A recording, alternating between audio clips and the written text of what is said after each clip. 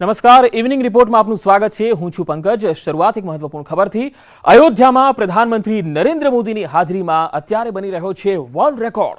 17 લાખ દીવડાઓથી રામનગરી જગમગી ઉઠી છે। દિવાળીના અવસર પર પીએમ મોદી અયોધ્યામાં દીપોત્સવમાં જોડાયા છે। પીએમ મોદીની હાજરીમાં અયોધ્યામાં આતશબાજી, લેઝર શો અને રામલીલા પણ યોજાઈ।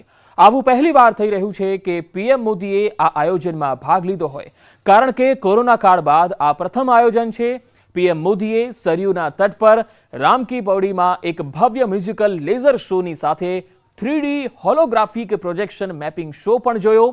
આપને જણાવી દઈએ કે સરયુ ઘાટના કિનારે રેતી હોય કે નગરની વચ્ચે દિવાલો હોય, અયોધ્યામાં દરેક જગ્યાએ રામકથાના પ્રસંગની ઝલક દેખાય છે। તેની સાથે જ રામકથાના અલગ અલગ નાયકો અને પ્રસંગો પર આધારિત 35 સ્વાગત દ્વાર પણ અલગ અલગ રસ્તા પર તૈયાર કરાયા છે।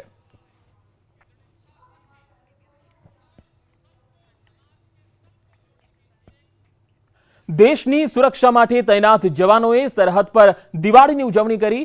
અખનૂર સેક્ટરમાં એલઓસી પર સેનાના જવાનોએ સૈન્ય પરિવાર સાથે દિવાળી મનાવી। મંદિરમાં ભજન કીર્તન સાથે દિવાળીની પૂજા પણ કરી। એકબીજાને મીઠાઈ ખવડાવીને દિવાળીની શુભેચ્છા પાઠવી। દેશની સુરક્ષાને પ્રાથમિકતા આપતા આ વીર જવાનોએ સરહદ પર જ દીપ પ્રગટાવ્યા, ફટાકડા ફોડ્યા અને દેશની જનતા પોતાના પરિવાર સાથે ધામધૂમથી તહેવાર ઉજવી શકે એ માટે પોતાના પરિવારથી દૂર આ જવાનો માટે દેશની સુરક્ષા જ સર્વોપરી રહી છે।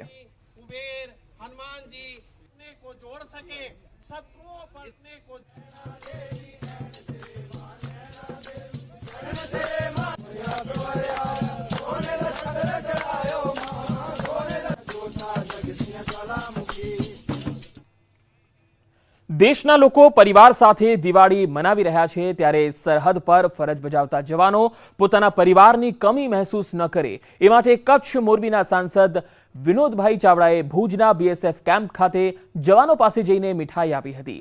ત્યારે આ સાથે બીએસએફ જવાનોની કામગીરીને બિરદાવીને તેમનું મનોબળ મજબૂત કરવામાં આવ્યું। ત્યારે મહત્વનું છે કે બીએસએફના જવાનોની સાથે ભારતીય જનતા પાર્ટીની બહેનો પણ જોડાઈ હતી।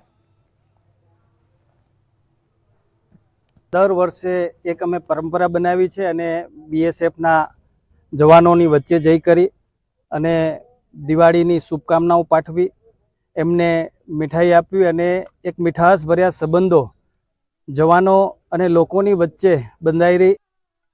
आज जो सरहदी सांसद हमारे बीच में आए हैं, हमें बहुत अच्छा लगा। हमें एक घर जैसी फीलिंग आ रही है। हम हजारों किलोमीटर घर से दूर है, लेकिन आज जो दिवाली का माहौल हम लोगों के बीच में जो सांसद महोदय, जनप्रतिनिधि और कच्छ के जो वासी है वो मिला अच्छा लगा।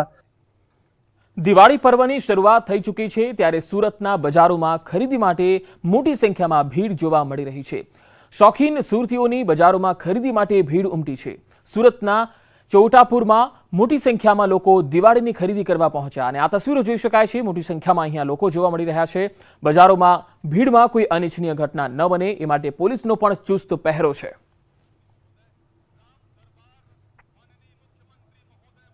પ્રકાશનો પર્વ એટલે કે દિવાળી, અને દિવાળીની દેશભરમાં જ્યારે ધૂમધામથી ઉજવણી થઈ રહી છે, ત્યારે ગુજરાતનું સુરત પાછળ કેમ રહે। કોઈ પણ તહેવાર હોય, સુરતના સુરતીઓ તહેવારને મોજ શોખથી અને બિંદાસ ઉજવતા હોય છે। ત્યારે સુરતનું મહિલાઓનું ચોટા બજાર કે જ્યાં દિવાળીની ખરીદી નીકળતાની સાથે જ મહિલાઓના ટોળે ટોળા જોવા મળી રહ્યા છે। આ એ બજાર છે કે કોરોના કાળમાં બજાર બંધ રાખવામાં આવ્યું તો લોકો અહીંયા જોવા નહોતા મળતા, પણ જ્યારે હવે દિવાળી અને નવા વર્ષને માત્ર ગણતરીના દિવસો બાકી છે, ત્યારે સુરતના ચોટા બજારમાં મહિલાઓ ખરીદી કરવા મોટી સંખ્યામાં પહોંચી છે। ખાસ કરીને મહિલાઓનો આ બજાર છે, ઘરની તમામ વસ્તુઓ સાથે મહિલાઓ લગતી વસ્તુઓને આ બજારમાં મળતી હોય છે। ત્યારે કહી શકાય કે સુરતનું સૌથી મોટું આ બજાર છે। જો કે સુરતમાં આ પ્રકારના અલગ અલગ બજારો છે। કુબેરનગર કતારગામનું બજાર છે, વરાછાનું બરોડા બ્રિસ્ટેજ છે અને ઘોડદોર રોડનું બજાર છે, પણ સુરતના સ્થાયી લોકો અને સુરતના સુરતીઓ મોટા પ્રમાણમાં બજારમાં પહોંચતા હોય છે। વર્ષો જૂનું આ બજાર છે, ત્યારે બજારમાં જે રીતે મહિલાઓની ભીડ ઉમટી છે, ત્યારે કહી શકાય છે કે સુરતના સુરતીઓ જે રીતે તહેવાર ઉજવે છે, આ તહેવારની આખરી તૈયારીઓ ચાલી રહી છે, કારણ કે તમામ લોકોના પગાર બોનસ થઈ ગયા છે અને સંતગણ उपस्थित अन्य सभी प्रबुद्धजन, श्रद्धालुगण, देवी और सज्जनों, श्री राम लला के दर्शन और उसके बाद राजा राम का अभिषेक, ये सौभाग्य राम जी की कृपा से ही मिलता है।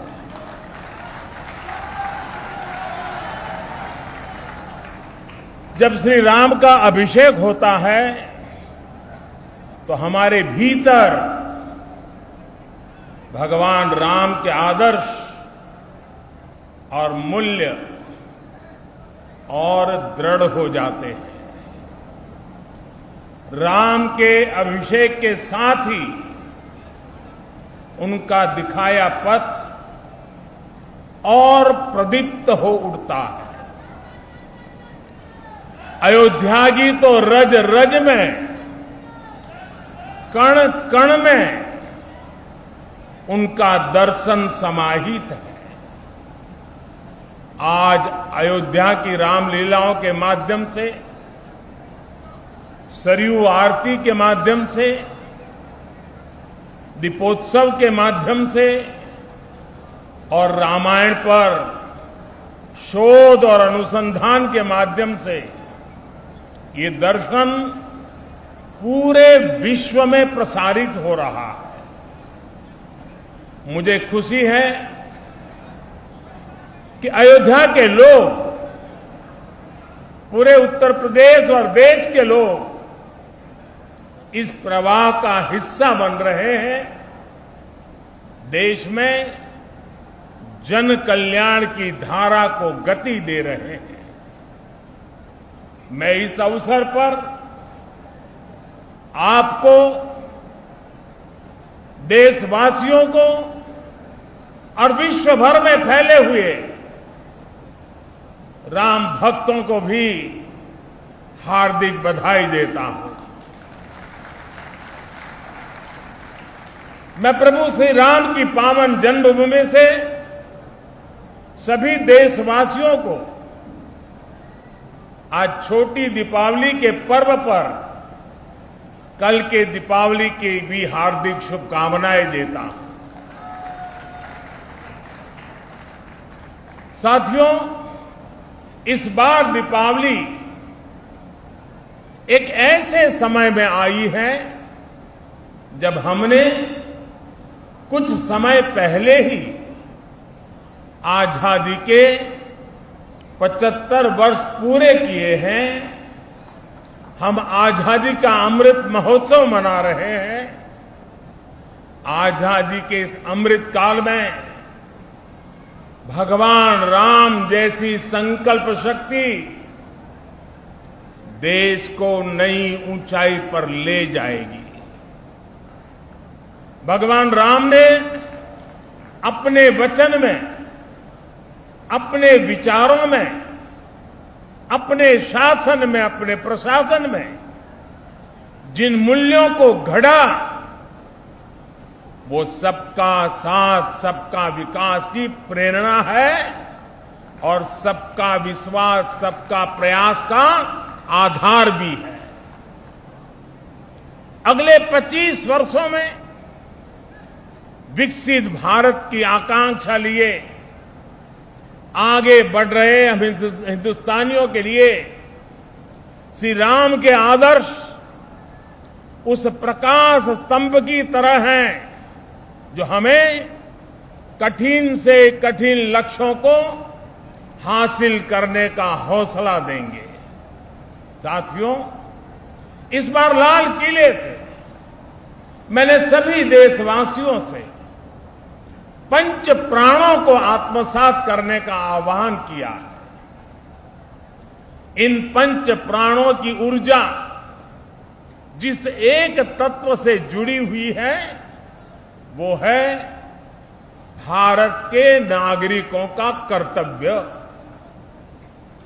आज अयोध्या नगरी में दीपोत्सव के इस पावन अवसर पर हमें अपने इस संकल्प को दोहराना है श्री राम से जितना सीख सके सीखना है। भगवान राम मर्यादा पुरुषोत्तम कहे जाते हैं। मर्यादा मान रखना भी सिखाती है और मान देना भी सिखाती है। और मर्यादा जिस बोध की आग्रही होती है वो बोध कर्तव्य ही है। हमारे धर्म ग्रंथों में कहा गया है, रामो विग्रहवान धर्मः, अर्थात राम साक्षात धर्म के यानी कर्तव्य के सजीव स्वरूप है। भगवान राम जब जिस भूमिका में रहे उन्होंने कर्तव्यों पर सबसे ज्यादा बल दिया। वो जब राजकुमार थे तो ऋषियों की, उनके आश्रमों और गुरुकुलों की सुरक्षा का कर्तव्य निभाया।